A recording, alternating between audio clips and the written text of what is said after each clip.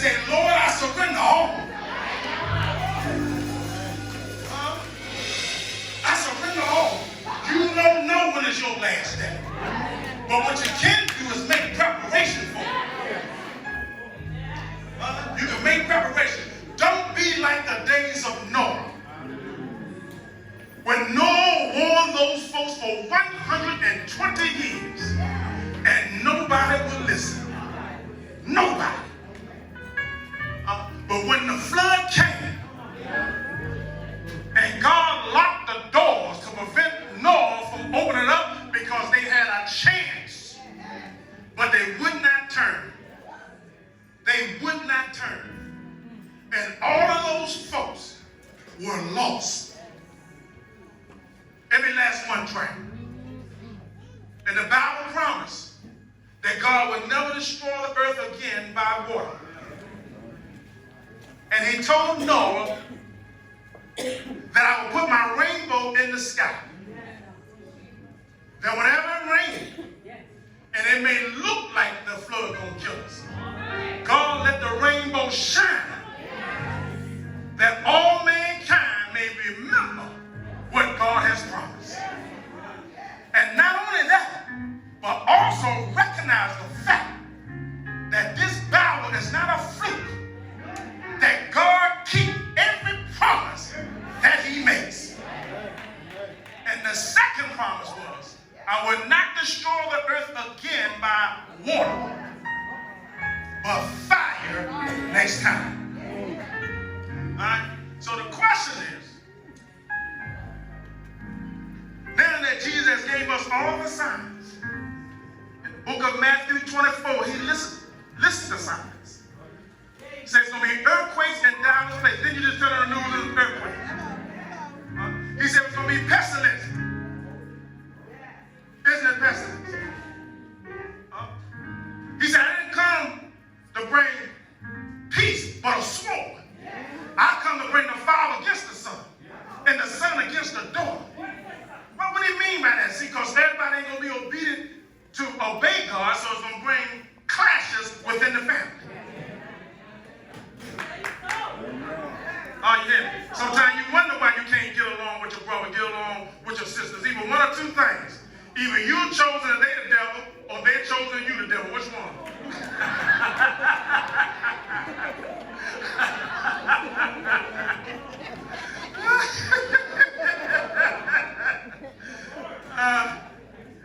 Let me say this to you, dear hearts. While I'm talking, I want to get your attention to Isaiah 1. Isaiah 1, St. John 5. Isaiah 1. St. John 5. Whole St. John 5. I'm going to start at Isaiah 1. What I want to attempt to do today, because Jesus is coming back. Amen. And he's coming back soon. Yes, he is. And I don't know the next time I'm going to see some of you. However, today, I want to bring about a word to give you a chance to make Jesus your choice and your Savior. Because we don't know. When you leave today, you could have an accident and not make it back. Not long ago, I believe it might have been last year, a lady and her husband and 3 children is coming from church. From church, a drunk driver hit them and killed every last child in the car. All 3 of her children gone. Now, if they would have known that, they wouldn't have went to church that day. If the deer would have known that the hunter was behind the tree, the deer wouldn't have been out in the public to see it, to get hit with a bullet. But that's just it. We do not know where death is. Right? Nobody. But what we can do is prepare that if he come back, or if I go before he come back, I am ready to go. Is that all right? You got Isaiah 1? Drop down to the 16th verse.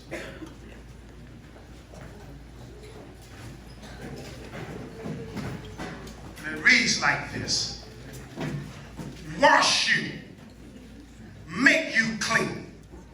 Now, when he said that, wash you, make you clean, this washing that he's speaking of, he's not speaking of the dirt that comes from just naturally, because the cleaning that he's talking about, soap can't clean. It cannot clean you. Tide can't clean you. Dial can't clean you. I don't care what you use. Those kind of detergents can't clean the soul.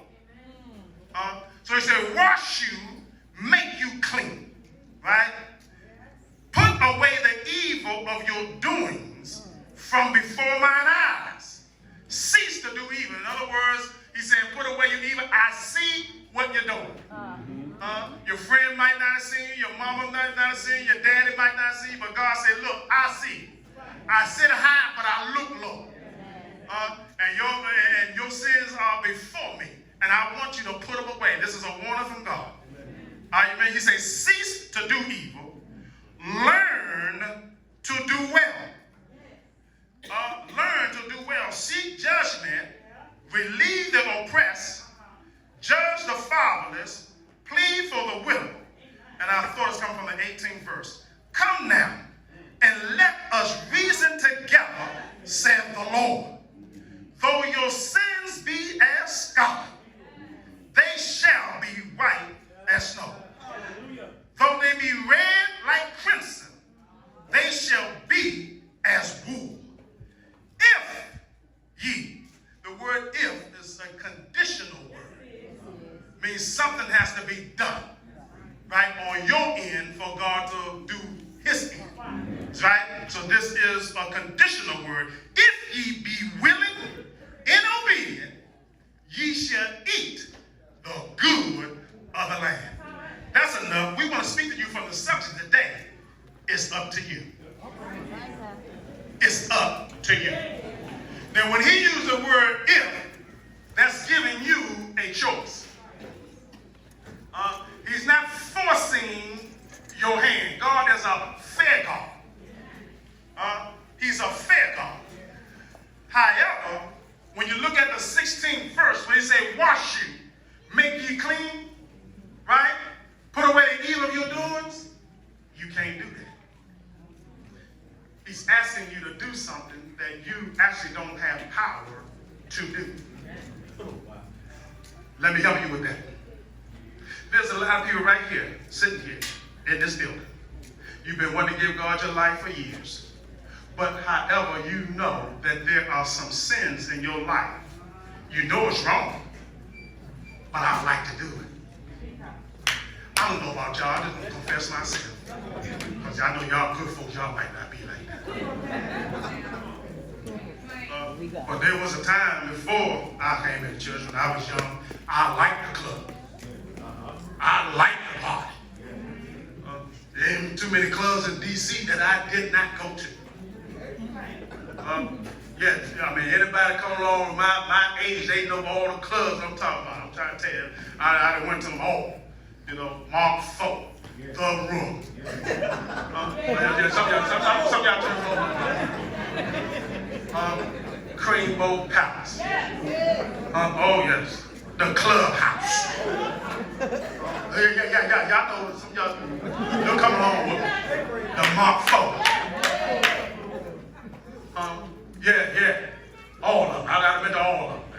Fox Track. When y'all was doing the twerk, we was doing the freak.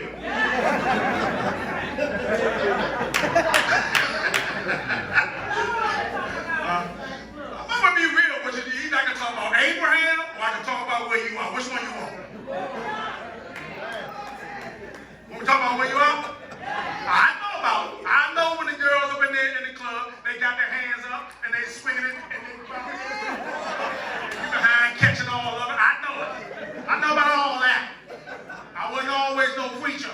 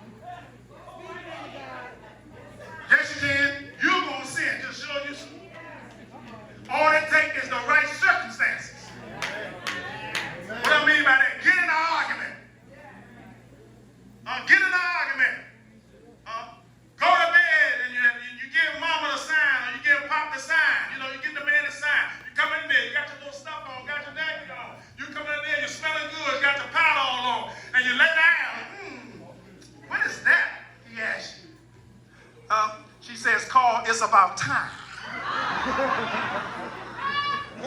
He said, oh. And he just turned on. All of a sudden, you see something smack you. In other words, boy, it's about time. Time out. But you ain't turning. And the same thing with mama or him. He ain't turning. Look, that caused you to creep out. Because you're getting unsatisfied. And that happens too often. That license ain't going to stop that. You know why it ain't going to stop it? Because sin is in that flesh. And Paul said there's no good thing. No good thing in my flesh. To will is present with me. In other words, I want to do right. But because of sin, and you're born with it. You're born with it. Nothing you can do about it. Except God change. I don't care whether you're gay, straight, or whatever. Everybody got their own thing. And ain't nobody no better than the next person. But if you want to come out of these things, glory to God, it's up to you. You have to make a choice. God is a good God. He don't force nothing on you. He allows you a chance to make a decision for yourself. But what it do is demonstrate to you. Though you sinning before me every day, I'm waking you up every day. Look at that grace. Look at that mercy. You still walking, got all your health and all your strength. I'm doing that for you. You got a roof over your head, You got people with doctor's degrees that's unemployed. You know, but I've been protecting you. I've been covering you. Though you haven't done all the things I asked you to do, I've been good to you. I've been good to you. Despite your sins, despite your choice, I could have cut you off. But my love for you, glory to God, my care for you, I look beyond all your shortcomings. Because I'm hoping one day you'll choose me and turn it around. But it's up to you. It's up to you. Now he's making a declaration here, wash you, make you clean. There's no way you can do that. You cannot clean sin. But there is someone that can and has. And his name is Jesus. Now let me take you back. Let me move back a little bit and take it slow. When God made Adam and Eve, he made them perfect. He made them perfect. He gave them one decree. Do not eat from the tree of the knowledge of good and evil. The day you eat from it, you shall surely die. Are you hearing me? Then he gave them the tree of life in the garden. Somebody said, why did he put that tree in the garden if he knew we was going to bite it? Because God is a God. Though he made you, he's fair enough to give you a choice. He didn't want to make you a robot. I don't want to be with a woman. I got to make her love me. I want to make her, I fear her. What? Don't you ever look at nobody. Well, quite now she's going to act like she loves me. She's afraid. God got all this power. He don't want to use that against you. He wants you to choose him. Hallelujah. He wants you to recognize the fact what he's been doing for you. And though you ain't been treating me fair, I still love you. I still love you. I still care for you. Though you promised me you was going to stop this behavior, and you have persistently continued in the behavior, yet I still wake you up every day. I put food on your table every day. Clothes on your back every day. And I'm not holding it over your head. I just want you to recognize the fact that I am the God that made you. And though you sold out in the garden, I want you back.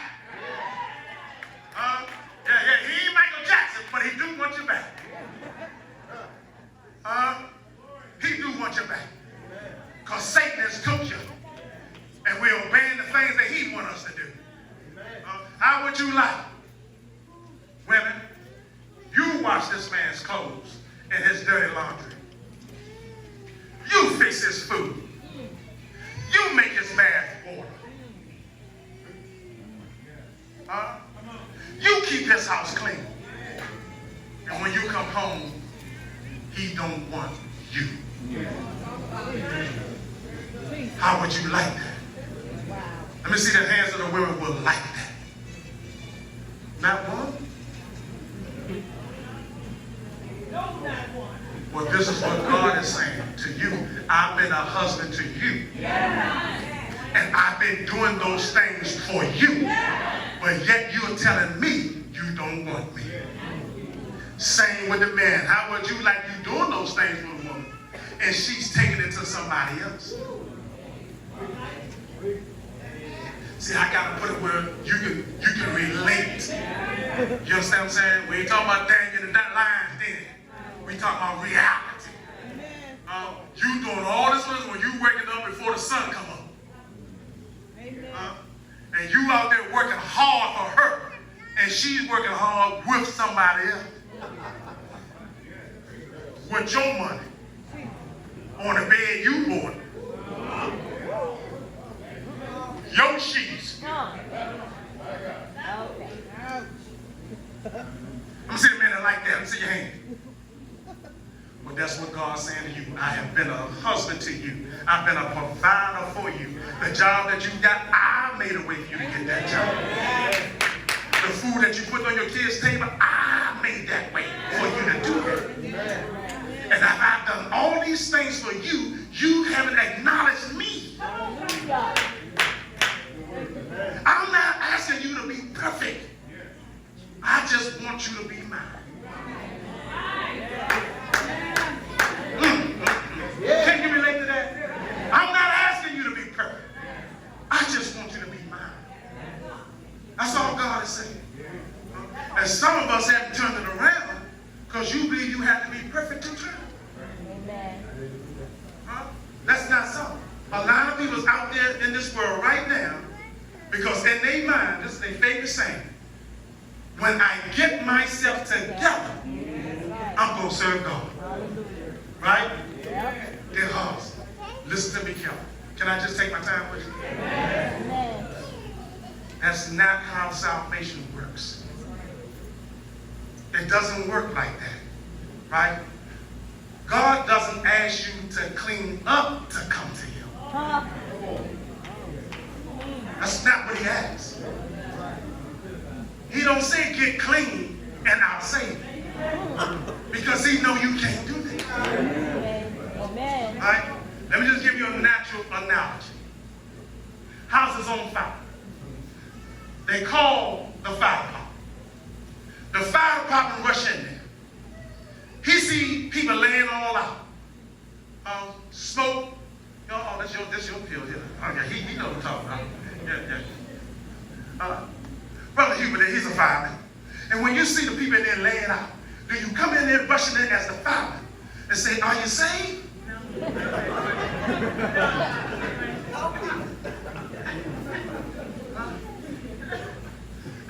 Do you got any broken ribs?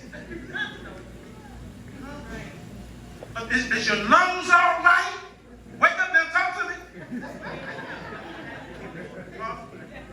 Your job as a fireman is to save them from the fire first. You ain't ask them, do they live right? You don't ask them whether they're a Christian. You don't ask them whether they're Muslim.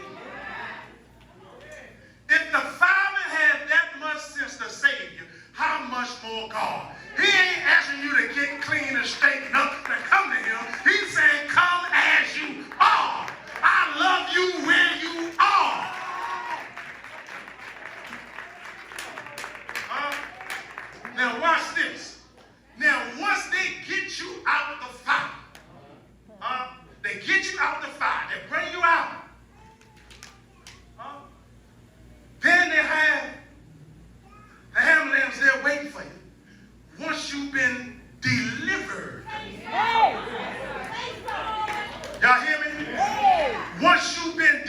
deliverer. They don't try to deliver you in the fire. They got to get you out. You understand that? But that's what God is saying. Look, I'm trying to get you out of this hellfire. Because if you don't come out, you're going to hell. But I'm going to save you just as you are. I ain't asking you to get yourself together. I'm going to get you together when you come out.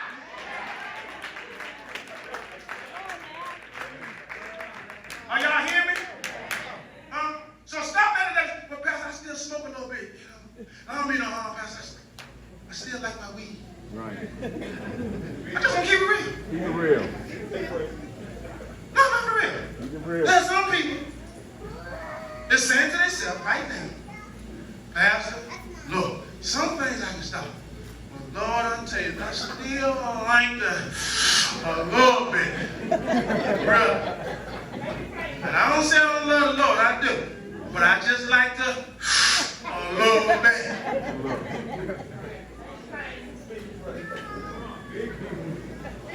Let me ask you something. Amen. Can I just be real with you? Do you think there is an exclusion where God saving you right where you are if you still like a little bit?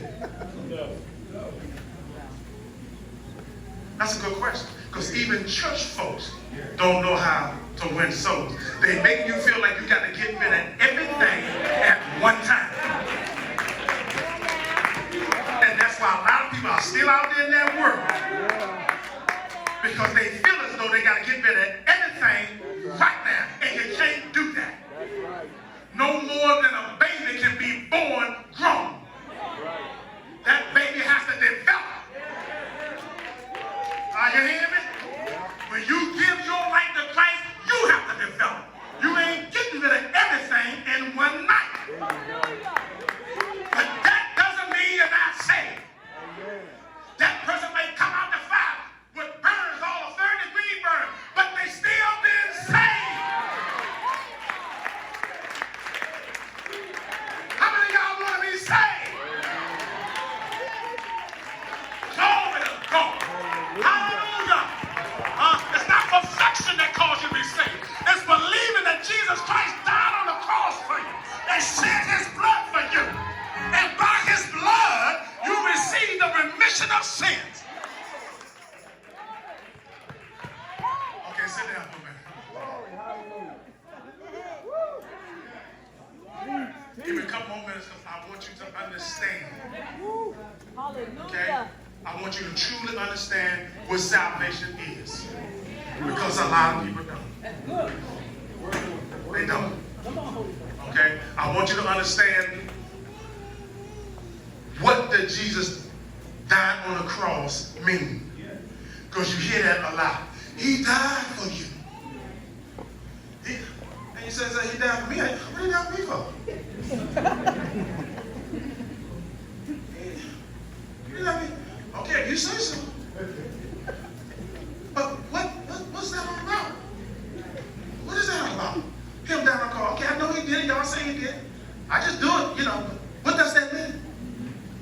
What does that mean? Can I just take my time? Y'all ready to go? Can I take my time? Okay, let's go back to the foundation again. In the garden, when Adam and Eve bit the fruit, their nature got changed to sinful nature.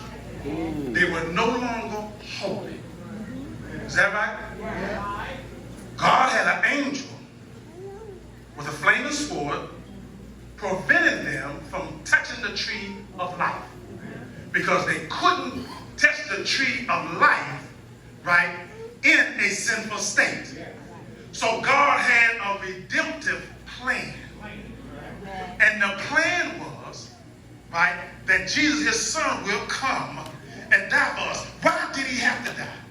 When Adam bit the fruit and sinned, the death penalty was over every man's head from henceforth. That's right.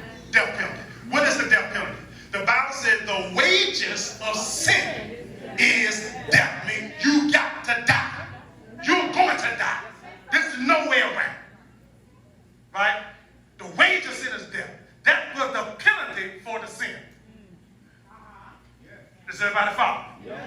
Now, how do we get around this penalty? There was only one way around it. They needed perfect life and perfect blood to pay for the sin. And there was nobody in heaven or in earth could pay for those sins that Adam did and that passed down on all of us. We inherited sin. Just like you inherited your mother's house, your daddy's house, car, we inherited sin. Are you hearing me? So technically, you can't do right if you want to.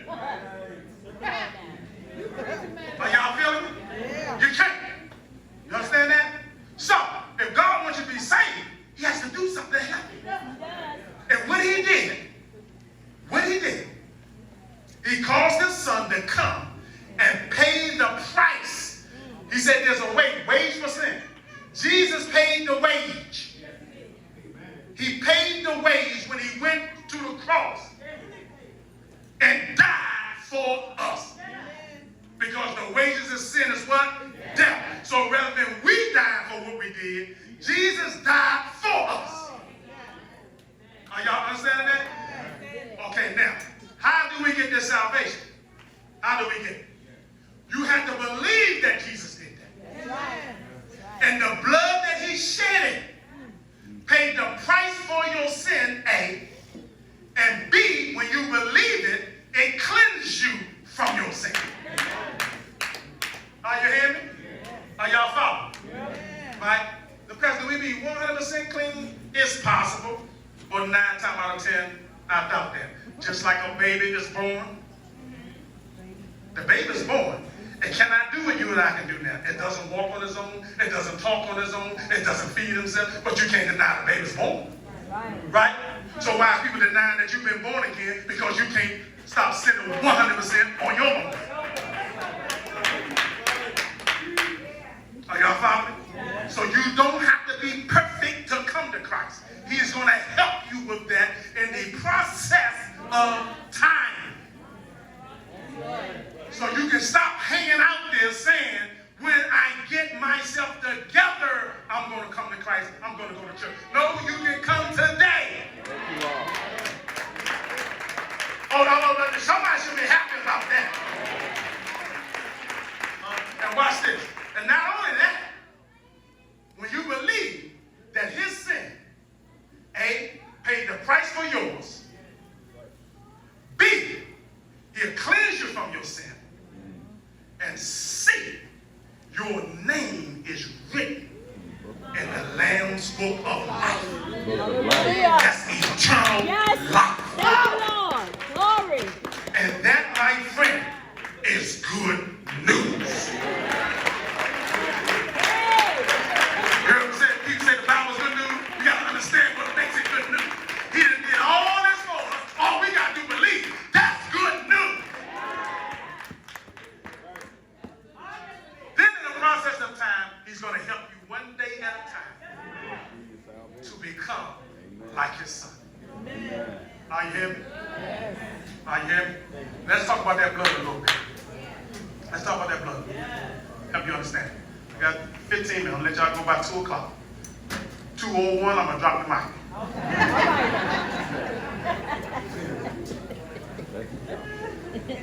Watch this here. I always love to bring this here perm, because women can relate to it. You know, women know about perm. Is that right? Yeah. Now, African American people, our roots come from Africa.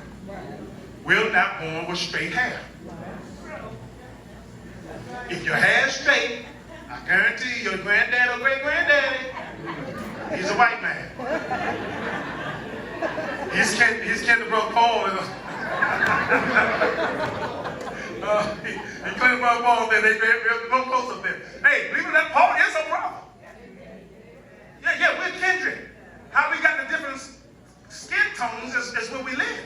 Amen. One live close to the equator, Africa. Right? Then you have Shimmy and J. Pep, and then, that's what brings the difference of shape colors, but we're all our sisters and brothers. Right. Amen. You think Brother be sitting up here, we ain't treat him like a brother, like a father,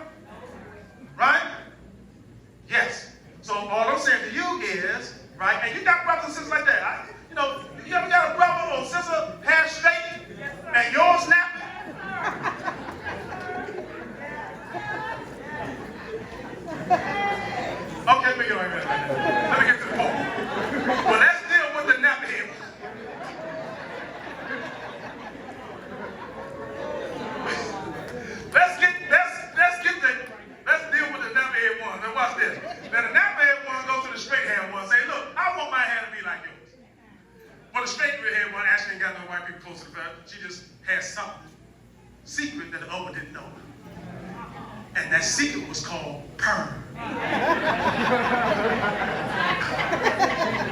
That's what it was called. It's called perm. Right? And she revealed the secret to the sister. Said, look, I'll tell you how I got mine like this. So what you do? Say, girl, I got some of that perm. Ooh, it straightened my stuff out. Now watch this. Now the sister, they got the nappy head. Natural.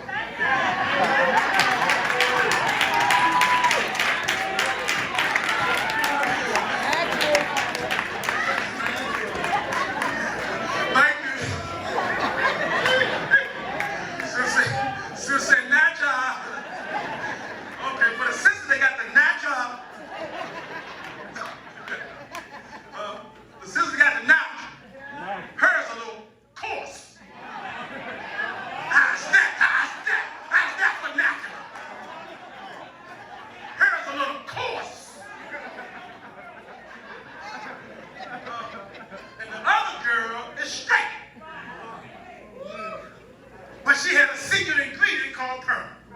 So she tells the crosshair sister, look, if you try this, okay, it'll make your hair like mine.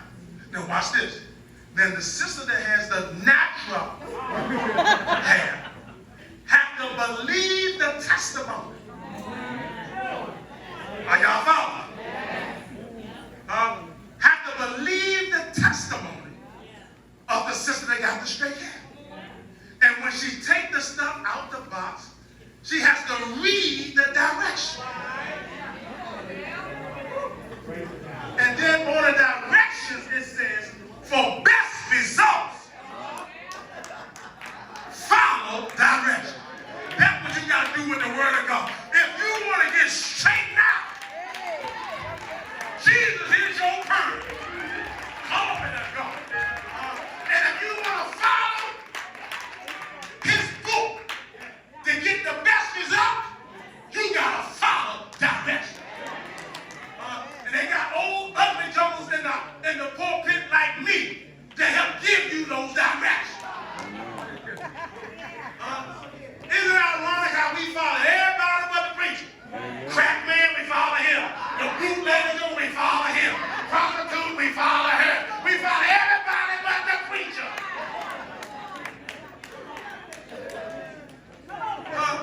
Men, we need to break that trend today. Women, we need to break that trend today. Pastor here to help you to follow direction and give you instructions how to come out with a straight life.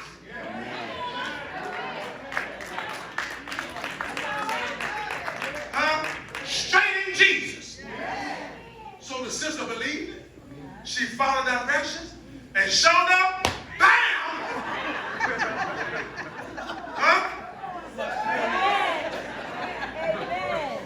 Some of y'all can testify. Some of y'all here can testify with me. Come on. But you follow direction. That's all God wants you to do. But guess what? That perm went against nature. See that? The power that was in the perm had power enough to go against nature and take nature and change up nature. If perm can do it, how much more Christ? Jesus can shake you up. He can change you up. On your sin, yes, God. I'll make a white as snow. I'll make it red as crystal. She'll be white as wool. And if you be willing and obedient, you shall eat the good of the land. Glory to God. How many of y'all want to change? How many of y'all want eternal life? How many of y'all now know that you don't have to be perfect?